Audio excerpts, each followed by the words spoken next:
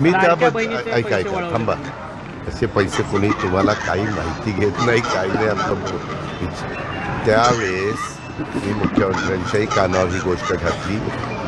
आपण अर्थसंकल्प सादर करत असताना विशेषतः SC आणि STमध्ये त्या घटकाकरता बजेटमध्ये लोकसंख्येच्या प्रमाणामध्ये तरतूद त्या बाबतीमध्ये करतो आणि बाकीच्या घटकांना जनरल बजेटमध्ये तरतूद त्या करत असतो, विकासाच्या योजना देत असतो.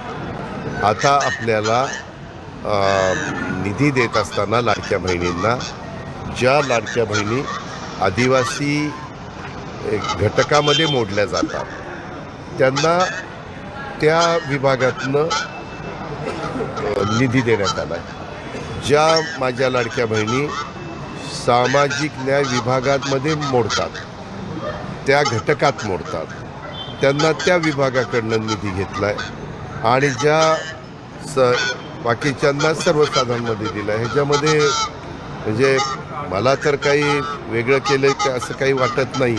आणि हा निर्णय घेताना कॅबिनेटने घेतलेला आहे. आपल्यालाही पत्रकार मित्रांनो माहिती आहे की निर्णय कॅबिनेट घेत असतं.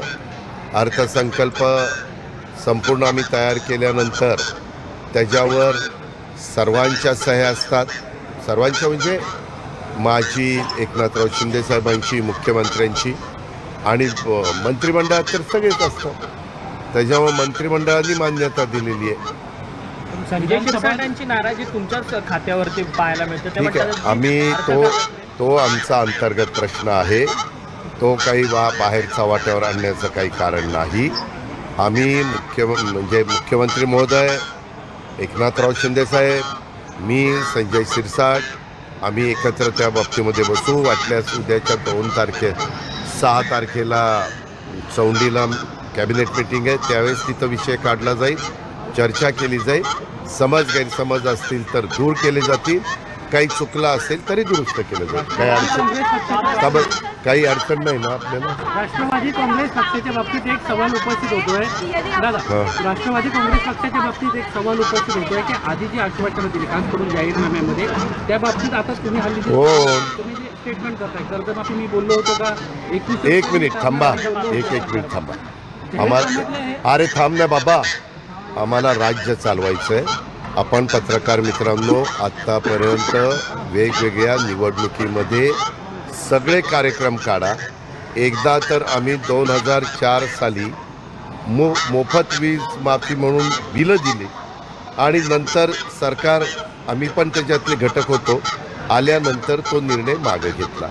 का घेतला तर तो राज्याला आर्थिक बाबतीमध्ये परवडणारा नव्हता.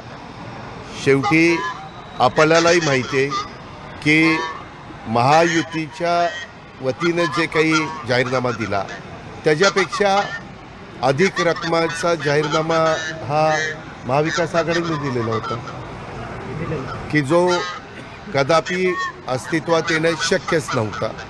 कारण तेवढा भार, मी पण इथं अनेक वर्ष अर्थमंत्री म्हणून काम करतोय, तेवढा भार उचलणं हे शक्य नव्हतं. पण बरेचसे राज्यकर्ते असंही करतात की आल्यावर पुढं बघता येईल, नंतर आपण ठरवू. पण लोकांना आपल्याकडं वळवण्याच्या करता, आपल्या पक्षाच्या उमेदवारांना मतदान करावं अशा पद्धतीनं आकर्षित करण्याच्या करता अशा गोष्टी देश पातळीवर आणि वेगवेगळ्या राज्य पातळीवर होत असतात. त्याबद्दल सगळ्यांनीच गंभीरपणे विचार करण्याची गरज आहे की उद्याच्याला घोषणा केल्या जातात आणि नंतर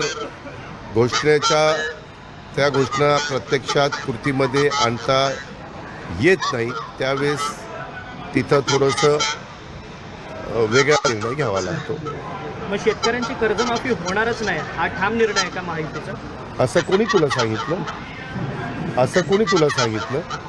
असं कुठल्याही पक्षाचा, उद्या मुख्यमंत्री तू झाला ना बेटा, तरी तू तसा निर्णय घेऊ शकत नाही.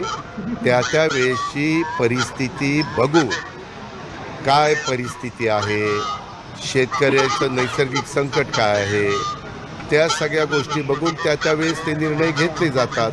मागं देवेंद्र फडणवीस मुख्यमंत्री असताना त्यांनी एकदा कर्जमाफीचा निर्णय घेतला. UPAचं सरकार केंद्रात असताना त्यांनी एकदा कर्जमाफीचा निर्णय त्या ठिकाणी घेतला. त्याच्यानंतर आत्ता उद्धव ठाकरे साहेबांच्या नेतृत्वाखाली आम्ही जे सरकार स्थापन केलं त्यावेळेस कर्जमाफीचा निर्णय झाला. म्हणजे आत्तापर्यंत महाराष्ट्रामध्ये 3 वेळेला कर्जमाफीचे निर्णय झालेत. ही गोष्ट आपल्याला कुणाला नाकारता येणार नाही.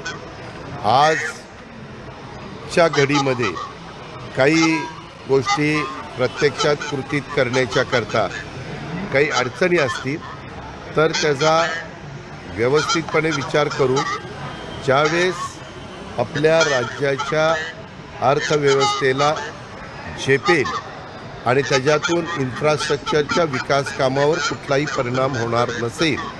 आता ते तर सगळे म्हणत होते की लाडकी बहीण योजना पण निवडणूक झाल्यानंतर बंद करतील. आम्ही चालू ठेवलेली चर्चा चाललेली होती.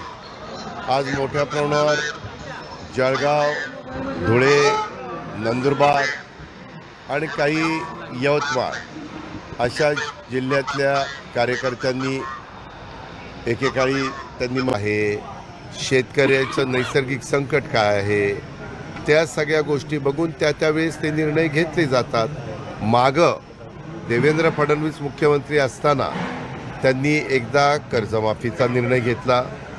UPAचं सरकार केंद्रात असताना त्यांनी एकदा कर्जमाफीचा निर्णय त्या ठिकाणी घेतला.